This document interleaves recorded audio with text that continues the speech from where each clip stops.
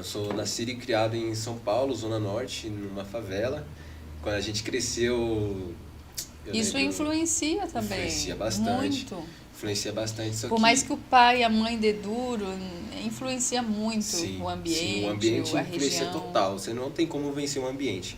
O ambiente é o que, é o que te molda. As pessoas com que você relaciona, as pessoas que estão ao seu redor, vai dizer muito sobre quem você É é e o tudo que você faz. conexão. Sim, exatamente. Vejo muito por essa parte. E só que quando eu morava lá, eu nunca quis me envolver com coisas erradas. Tanto por ser essa persona que precisa dar o exemplo para os outros. Tanto que em algum tempo eu fui taxado de o filho certinho. O nerd da escola, porque eu só tirava notas boas. Perfeitinho, um exemplo. E isso acabou se tornando um peso para mim de ser sempre esse exemplo e de estar sempre querendo cuidar de tudo e todos ao mesmo tempo, esquecendo de mim, que A sou a pessoa rocha mais que importante da minha fortalece vida. todo mundo É, sempre exatamente. sofre também. A pessoa mais forte, ela tem uma sobrecarga muito grande, porque ela tem o dom de cuidar dos outros, mas quando precisa de apoio, quem é que cuida de você? Quem é Exatamente. que te ampara? Quem é que te aconselha? E geralmente os pais, a família, quando tem contato com uma pessoa que é muito forte, acho que aquela pessoa nunca precisa de nada, nunca está vulnerável, porque ela sabe lidar bem com os conflitos da vida. Sim. E isso gera, né, meio que uma quebra de consciência ali Aham. das pessoas. Por isso que eu tenho certeza que talvez essa sua jornada impressionou as pessoas pela sua história. Porque de repente você é o cara referência. E qual foi o momento que te deixou vulnerável o suficiente que você se desencaixou de si mesmo e seguiu para poder se sentir melhor, talvez igual você falou. A pessoa vai usar uma droga, vai usar alguma coisa para poder se sentir um pouco melhor, esquecer da realidade. Qual foi Eu a acho que busca? foi o poder da palavra.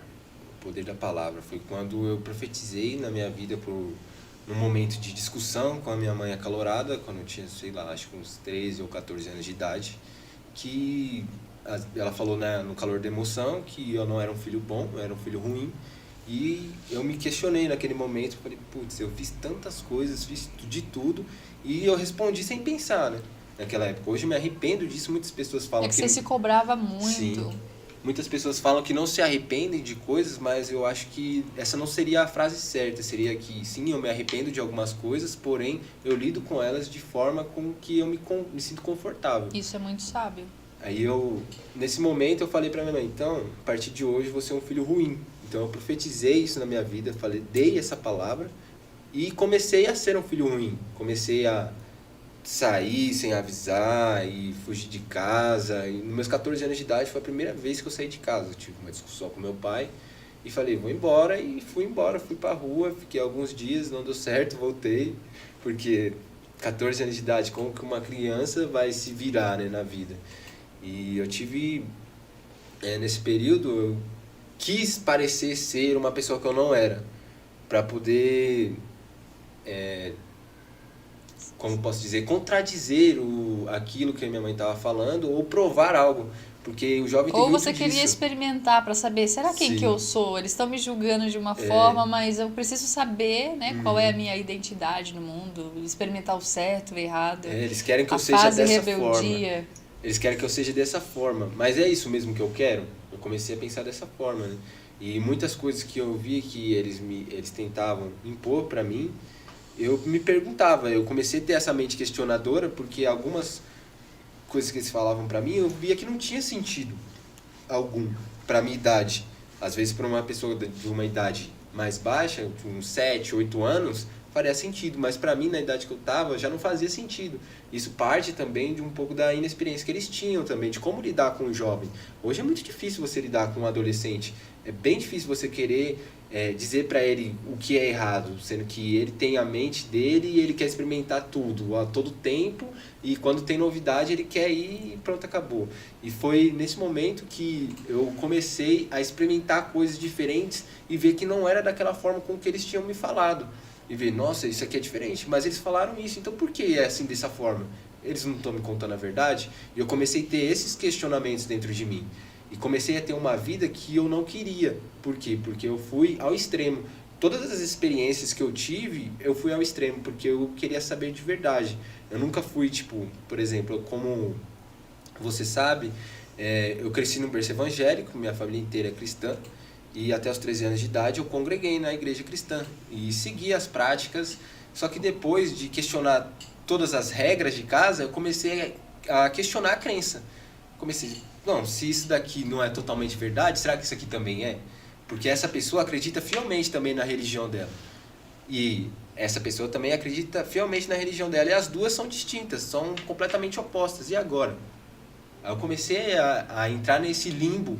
Filosofou geral, hein? Sim, que eu comecei a entrar nesse limbo de desenvolvimento, né? Quando você procura se desenvolver, você tem muitos questionamentos. Eu passei por uma fase assim também. Eu acho que pessoas que têm um lado mais artístico, mais de comunicação, tende a se fazer muitas perguntas. Sim. Inclusive, é muito bom ou é muito ruim, tem que ter um equilíbrio. Senão, Em excesso. O excesso tudo em acaba excesso é com, ruim. né, o excesso de perguntas, Sim. de cobrança, de responsabilidade, fica aquela pressão muito forte na mente. E eu quero saber qual foi, assim, o seu extremo do excesso, que você foi lá desbravar esse mundo afora e que você viu que foi o seu maior pecado, assim, que você errou grandão, que você teve mais dificuldade.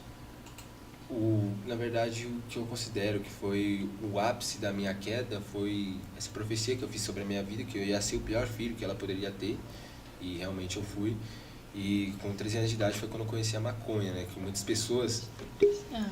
pessoas falam que maconha é uma droga orgânica, uma droga de final de semana, uma droga social, e que não tem problema. Só que quando a gente conhece a maconha, abre portas para outras drogas. Muitas pessoas falam que isso é mito. Mesmo que vende a maconha, vende a cocaína, vende o crack, vende tudo que é ruim. Então, aí você começa a se inserir nesse ambiente de pessoas que compram outros tipos de droga também. Eu acreditei muito que, nessa época, que isso era um mito. A maconha era a porta de entrada para as outras drogas. Sempre acreditei que era um mito. E eu falava, não, isso aqui tá tranquilo, não acontece nada, tá de boa. Até que foi progredindo, né? A minha doença, que se chama adicção, que significa escravo de algo, alguma coisa ou alguém. Antes dessa minha dependência, eu era escravo dos meus comportamentos ruins. A mentira, a falta de compromisso, a irresponsabilidade. Mas você era muito jovem, né? Sim. Mas você já tinha um senso de maturidade e responsabilidade. Sim. Por estar ali exposto a algumas coisas. Talvez você se sentia muito pressionado a melhorar, até que você desistiu disso, pelo que você está falando. Sim. Você desistiu total e foi para um mundo completamente sombrio que você perdeu o controle. Sim. Mas você era muito novo para você saber o que era melhor para você. Tinha que ter todo um auxílio, um apoio, lidar com essas perguntas, saber, né, se esse questionamento era tipo, será se ele é mais inteligente? Será se ele tem altas habilidades? Pelo que eu vejo, você aparenta muito ter altas habilidades pelas perguntas que você se faz. Sim. Aí quando você é mais esperto do que a maioria, também é ruim, você não se encaixa. Não me encaixo. Quando a pessoa não é esperta, ou tem algum transtorno, alguma coisa que é menos inteligente do que a média das pessoas, também não se encaixa. Você vê como que as coisas, como ser inteligente, maduro antes do tempo, ser bom também não se encaixa, se torna um peso, um fardo muito grande. Um fardo gigante. E eu vejo, e nesse momento que começou a progredir, né, essa minha doença, que se chama adicção, e eu comecei a frequentar lugares que eu nunca tinha frequentado, conhecer pessoas que eu nunca tinha conhecido, e parecia ser bom, realmente parecia ser bom, porque eu fiquei preso numa ilusão de que aquilo era o certo, aquilo era o meu mundo, e que todas as outras pessoas que estavam ao meu redor, pai, mãe, familiares e parentes, eles estavam errados. Então eu comecei a viver a minha verdade. Começou a se conectar com esse lado bem sombrio da rua. Só que a minha verdade não era a verdade, que podemos dizer assim, verdade universal, que eu falo muito no e-book A Verdade que Liberta, que era uma verdade subjetiva. Era uma verdade relacionada com o que eu acreditava, não o que era 100% verdade. Com aquele meu padrão social, aquele padrão social de pessoas que eu comecei a ver como referência e tive aquilo como hábito. Eu comecei a ter práticas que antes eu acharia, putz, impossível fazer isso, eu comecei a praticar.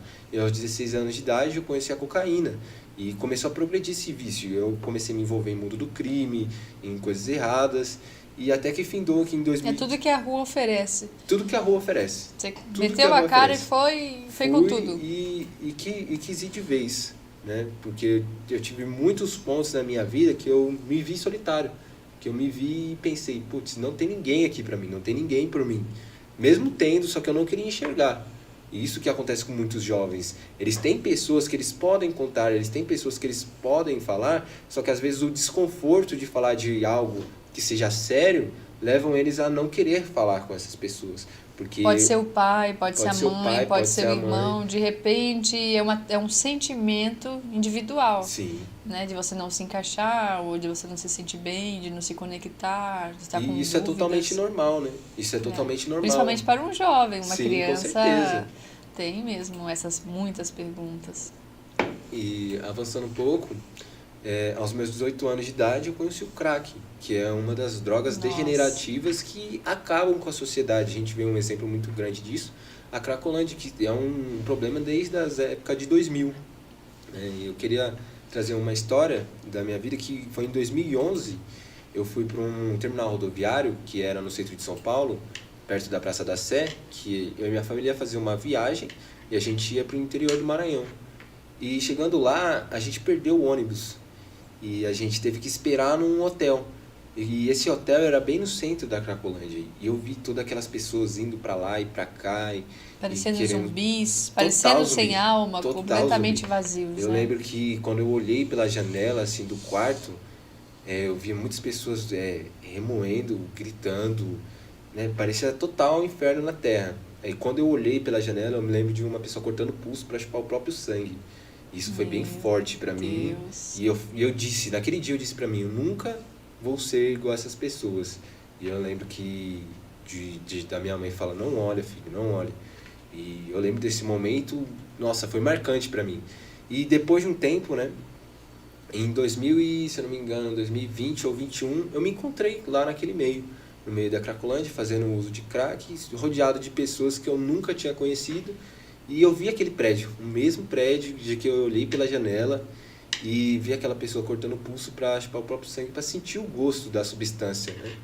E foi ali que eu tive um choque de realidade. Falei, nossa, onde eu tô? Como eu vim parar aqui? Eu disse que eu não seria essa pessoa. E eu me tornei isso. Eu vejo muito isso também numa referência bíblica, que é a história de Jó. Nossa, é muito emocionante. Eu fico muito emocionada com essa história. É uma história bem forte. Porque você julgou algo e Sim. de repente você vê como nós seres humanos nós somos tão falhos. Sim. Que às vezes a gente despreza alguma coisa, mas de repente a gente falha. Mas né? a gente não sabe, Não sabe o o dia de contexto amanhã. daquela pessoa, o porquê que ela tá ali, o que aconteceu. E pegando o gancho disso, de ter acontecido isso comigo, eu vejo muito conectado com a história de Jó, que ele tinha grandes fazendas, Jó da Bíblia, muitas fazendas, muitos filhos, era uma família muito próspera, só que o demônio não era feliz com a vida dele. E ele pediu permissão para Deus para tocar na vida dele. E Deus concedeu essa permissão. É muito conhecida essa história. E ele perdeu tudo que ele tinha. Perdeu tudo. Fazendas, filhos, a única coisa que restou foi a mulher. E a mulher dele olhou para ele e falou, você não vê como que você tá? Abandona esse Deus e morre.